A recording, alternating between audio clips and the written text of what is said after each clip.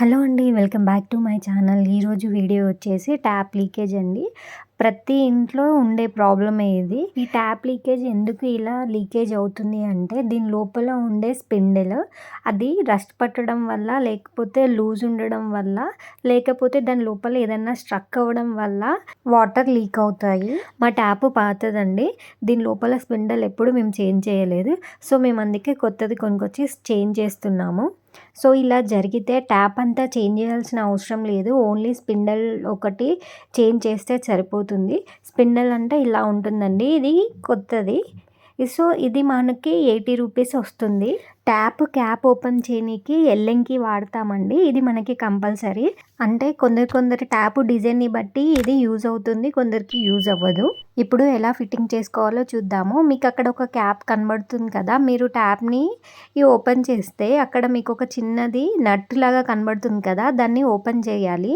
Open చేసిన తర్వాత మనకి నేను చూపించాను కదా ఒకటి ఎల్ఎంకి, ఆ ఎల్ఎంకిని అందులో పెట్టి ఒక 2-3 రౌండ్స్ తిప్పితే అందులో ఒక నట్ బయటకు వచ్చేస్తుందండి. ఆ నట్ కూడా లోపల చిన్నగా ఉంటుందండి. చూడండి, అది కింద పడిపోయింది. మీకు అది చూపిస్తాను.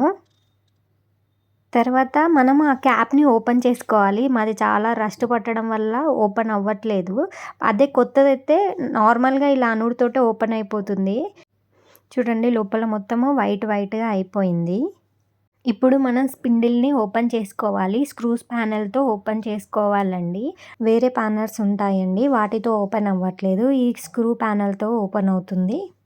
స్పిండిల్ ఓపెన్ అవ్వడంతోటే వాటర్ మీద పడకుండా మేము ప్లేట్ అడ్డు పెట్టామండి. ఇదేంటి అడ్డు పెట్టారో అనుకోకండి.